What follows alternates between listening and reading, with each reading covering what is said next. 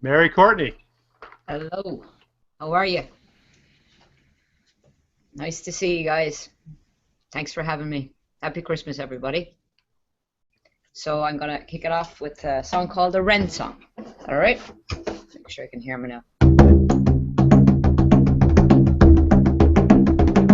Oh, the wren, the king of all birds, St. Stephen's Day, got caught in the furs. Up at the kettle and down at the pan, won't you give us a penny to bury the wren? It's Christmas time, that's why we're here. Please be good enough and give us an ear, for we'll sing and we'll dance if you give us a chance. We won't be coming back for another whole year. Oh, the wren, the king of all birds, St. Stephen's Day, got caught in the furs. Up with the kettle and down with the pan, won't you give us a penny to bury the wren? We'll play carry polkas, the real hot stuff. We play the Messer Zephyr and the pinch the snuff. John Maroney's chick and the Donegal reel. Music can make it put a spring in your heel. Oh, the wren, the king of all birds, St. Stephen's Day, got caught in the furs. Up with the kettle and down with the pan, won't you give us a penny to bury the wren? If there's drink in the house, will it make us have known? Before I sing a song called the Banks of the Lord, I drink with lubrication and it for my poor dry throat, and I sing like a linnet. Oh, the wren, the king of all birds, St. Stephen's Day, got caught in the furs. Up with the kettle and down with the pan, won't you give us a penny to bury the wren? Ah, please give us something for the little bird's wake, a big lump of pudding or some Christmas cake, a fistful of goose and a hot cup of tea, and we'll be going on our way. Oh, the wren, the king of all birds, St. Stephen's Day, got caught in the furs. Up with the kettle and down with the pan, won't you give us a penny to bury the wren? Oh, the wren, the king of all birds, St. Stephen's Day, got caught in the furs. Up with the kettle and down with the pan, won't you give us a penny to bury the wren? Won't you give us a penny to bury the wren? There we go. There you go, the wren's dead. Excellent. Thank you. Hello, everyone, and welcome to the Wild Geese Virtual Shebeen. The Shebeen is where we talk with interesting people in the worldwide Irish diaspora about their diverse interests and talents. We have a lovely evening of Irish Christmas music and stories for you tonight, and who wouldn't enjoy that? All your friends will want to join us in the Shebeen tonight, so please share the link for this broadcast on social media right now. My name is Kelly O'Rourke, and I'm here in my home in Connemara, County Galway, on the west coast of Ireland. I'm joined by a small, intimate live studio audience tonight, and we're so glad that you've joined us as well. If you're a member of the Wild Geese and you're watching live, we encourage you to interact with us via the main chat room on thewildgeese.com. That's in the lower right corner of your screen if you're on our site. If you're not a member, you'll need to sign up for a free profile on the Wild Geese in order to chat with us. And you can also tweet us at the Wild Geese.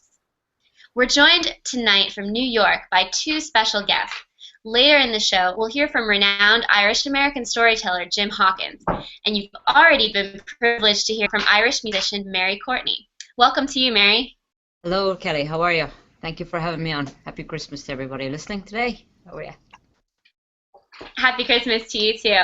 We can't wait to hear more music from you, but first tell us a little bit about yourself and your background, if you don't mind. Well, I was born in Castle Gregory in the Dingle Peninsula, West Kerry, and I came over here to this wonderful country in 1982, and I've been playing music since I've got here, thank God. And my band is called Morning Star, and the members of the band are John Redmond and Donny Ryan. John is from Wexford and Donny's from Tipperary, and we're playing around the city, tri-state, various festivals and so on. And I know Ruby Hoy, our agent, is listening there in Virginia. So hi, Ruby. How are you? And all our friends are listening today. How are you? Just lucky to be here and glad to be able to be playing music. I'm just very blessed, very lucky. That's kind of what's going on. That's great, Mary. That's great.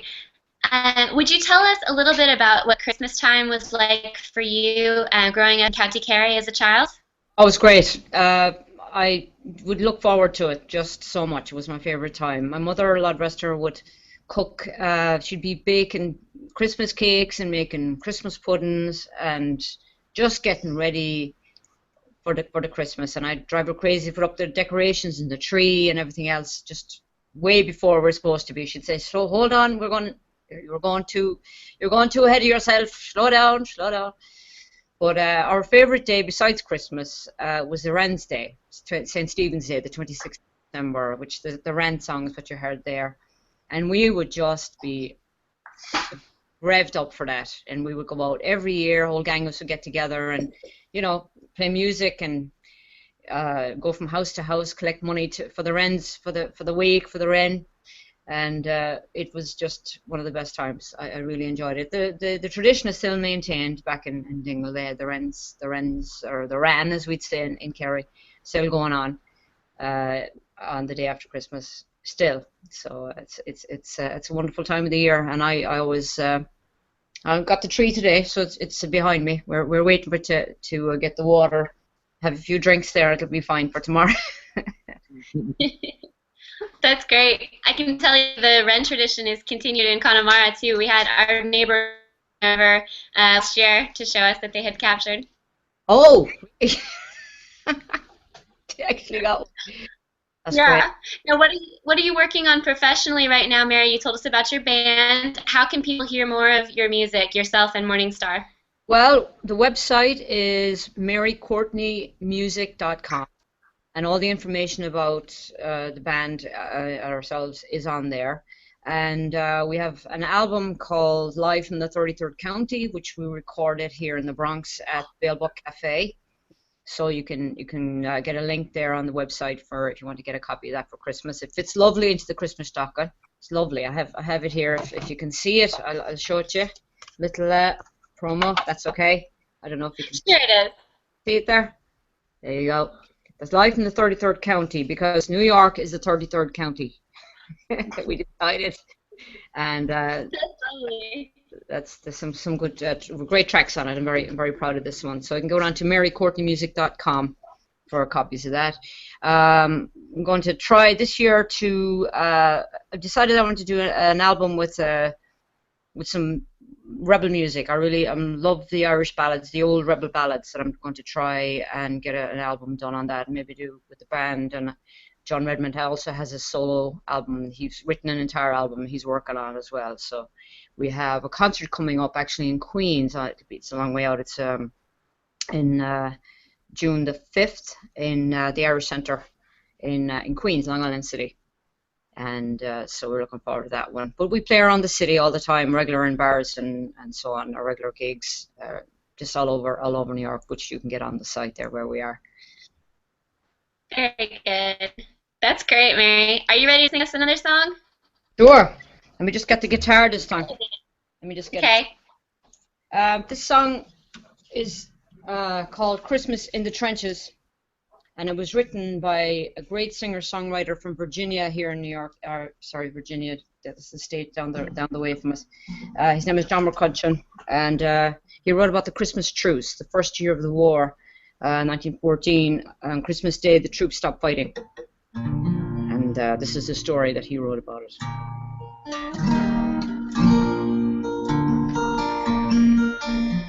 My name is Francis Tulliver. Liverpool I dwell. 2 years ago the war was waiting for me after school. To Belgium and to Flanders, to Germany to here. I fought for my country I love so dear.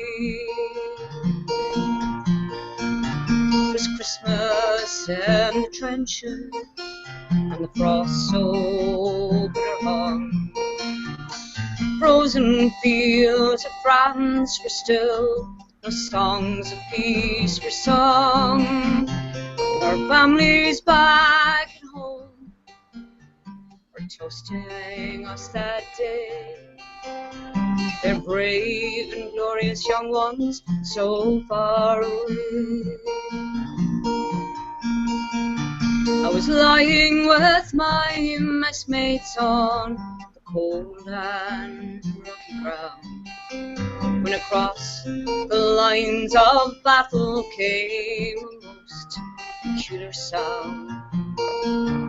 Now listen up, me lads, as I each soldier strained to hear, as one young German voice rang out so clear. He's singing bloody well, you know, my comrade says to me. Soon one by one each German voice was joined in harmony. The cannons, they were silent, and the gas clouds rolled no more. This Christmas brought us rest from the war. But as soon as they were finished and a reverent pause was spent, God rest ye merry gentlemen, struck up some lads from Kent. Well, the next day sang more still enough to silent nights as I, and in two tongues one song filled up that sky. There's someone coming towards us, the front line sentry cry. All sights were fixed on one lone figure trudging from their side. His truce flag like a Christmas star shone on that plain so bright, as he bravely strode unarmed into the night. Soon one by one from either side walked into no man's land. With neither gun nor bayonet, we met there hand to hand. We shared some secret brandy, and we wished each other well.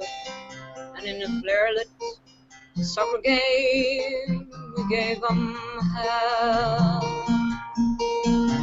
We traded chocolate cigarettes and photographs from home. These sons and fathers far away, families of their own. Young Saunders played a squeeze box, and they had a violin. This curious and unlikely band of men. Soon daylight stole upon us, France is France once more. We said farewells, we each began to settle back to war. But the question haunted every heart that lived that wondrous night: whose families have I fixed within my sight? This Christmas in the trenches, the frost so bitter hung. Frozen fields of France were warm, songs of peace were sung. The walls they put between us to exact the work of war had been crumbled and were gone forevermore. My name is Francis Tulliver, Liverpool I dwell. Each Christmas come since World War I, I've learned its lessons well.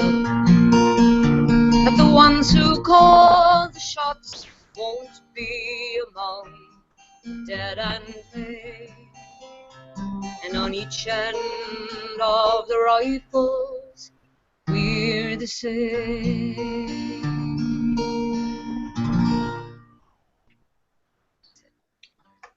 Mary, that was lovely. I hope you enjoyed that as much as I. This is very, very good. Thank you. I don't know if you've seen there's a commercial on a advertisement that's showing now in Ireland that depicts the same the Christmas in the trenches, just like you're singing about there, and it's the most popular one this season. Everyone really likes it. Great. I didn't realize that. I didn't see it. No. Thanks. That's good to know. I'll check it out on YouTube for sure. Excellent. Yeah, yeah. Well, that was an excellent song. Thank you so much. And remember, everyone, to check out more of Mary's tunes and songs at marycourtneymusic.com. And now we'll welcome our second guest tonight into the Wild Geese Virtual She-Bean. Hello, Jim. Hi, Kelly. How are you?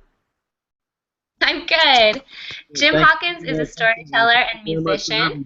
And Jim, will you tell us how you became so enamored with Irish culture and storytelling?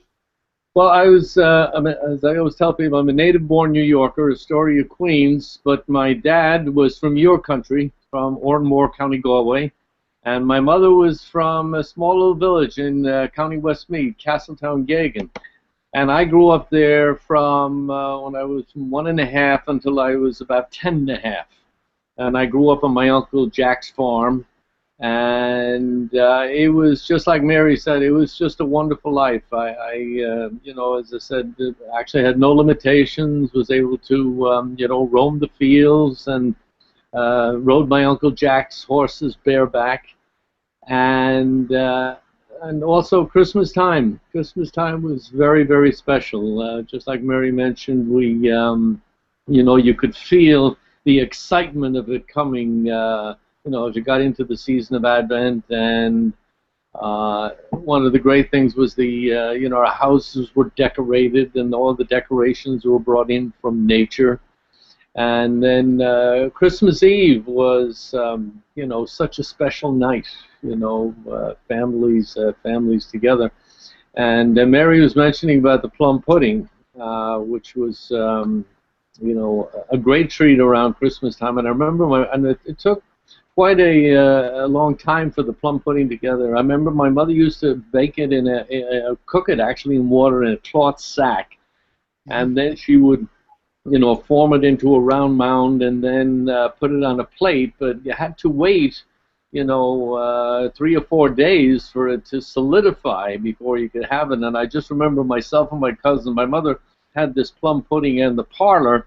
And we'd go by, and of course our tongues would be hanging out for a slice of this. And I always remember I just got a look from my mother saying, "Don't even think about it," you know. And of course we waited. But then on Christmas Eve was you know, when we got the plum pudding. And the other thing I remember was at that time, going back, almost everybody went to midnight mass. And after the mass was over, even though it was dark and so forth, neighbors found each other, and there was just great feeling and great celebration, and you know, you just know it was such a special time of the year. So it was wonderful to grow up in that, and I was very, very fortunate in the sense that I grew up along with my parents.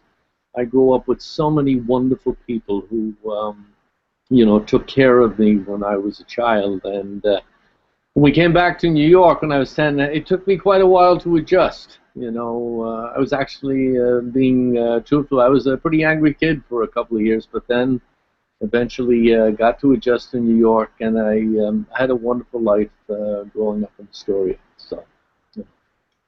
Thank you for that, Jim. I think we're ready to hear a story from you now. What have you got for us tonight? Yeah, this is an Eamon Kelly story, and Eamon is from Rathmore, County Kerry, and of course, arguably, you might say Eamon was Ireland's greatest storyteller, certainly in the 20th century. For a long time, he carried on the tradition of storytelling almost by himself, and he had a weekly program called In My Father's Time. And I remember as a child, I think the whole country, Mary, you probably remember this too, the whole country tuned in to hear Eamon's stories. I think they were on a Saturday night. But this is one of his stories, and just want to mention Eamon's wife, Mrs. Kelly, lives in Dublin. and has been very kind enough to give myself, and I have a partner, Kate Danaher, and we do a whole program on Eamon's life and his stories. And she's been very kind enough to give us permission to tell Eamon's stories, and that's a great honor. So this is a Christmas story called The Season of Light, which Christmas is referred to. Along with Pattern Day, there's one other religious holiday worth mentioning, and of course I'm talking about Christmas. No doubt of a word about it, it was something to write home when I was a child. For when twilight came, it was Christmas Eve, the greatest night of all the year. And we children would be up at the crack of dawn to decorate the house. We'd bring in berry holly to put around the windows, the back of the settle bed in the clevy. And we'd have ivy too, and sprigs of holly we would put behind the pictures and along by the fireplace. But we wouldn't overdo it, because if we did, my mother would make us take it down, reminding us that she would like to be in her own house for Christmas and not in the middle of the wood. But the greenery, the transformation that would make. But we weren't finished. The Christmas candles had to be prepared. They were of a white tallow and as thick as the handle of a spade and almost as long. And at that time, people would dig out a hole in the turnip and put the candle into the turnip. We used a crock. And after the candle was set, they would put in sand to balance it. If you didn't have sand, bran or pollard would do. And then we had colored paper to put around it to give a color to it. And then what finished it off was a string of ivy that we would roll all the way up the candle to the top. And when that was done, the maneuver was repeated until every candle in the house had been prepared for Christmas Eve. And then we children, we couldn't wait till night time to come until we saw the effect when the candles were lit. That honor went to the youngest child in the family. My father would lift him up in his shoulders and say, "In the name of the Father and of the Son and of the Holy Spirit." And then the child would take the lighting tip and light the first candle, Conneal Nullick. And from that candle, every other candle would be lit. And then we children would be daft with excitement, running from one room to the other and back into the kitchen to see the effect. And then we'd run outside and see what it was like from there. When we got tired of looking at our own house, we'd look at the neighbors and we'd watch the lights come on. And as always, of course, there was somebody who was late. And we'd run into my mother and say, "Faith, there's no light in McLaughlin's." "Get on your knees," my mother would say. The time she would pick to say for the rosary, just as the salt ling and the potatoes and the white onion sauce were cooking. But I suppose there'd be no religion at all if it wasn't for the women. In our house, it didn't stop with the rosary. When my mother was finished that, she went into the trimmings. "Come, holy stream, bring us down in faithful streams." And she would pray for everybody in sickness and in health. For the poor soul at that moment might be appearing before the judgment seat of God.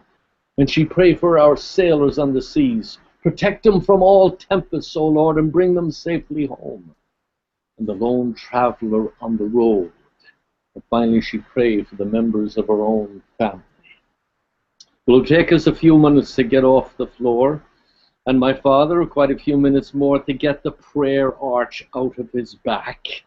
And we weren't long sitting down to Christmas supper when my mother would bless herself as a preliminary for grace before meals. And you couldn't blame my father for getting a little bit irritated. "Is it in a monastery we are? Haven't we done enough praying for one night?"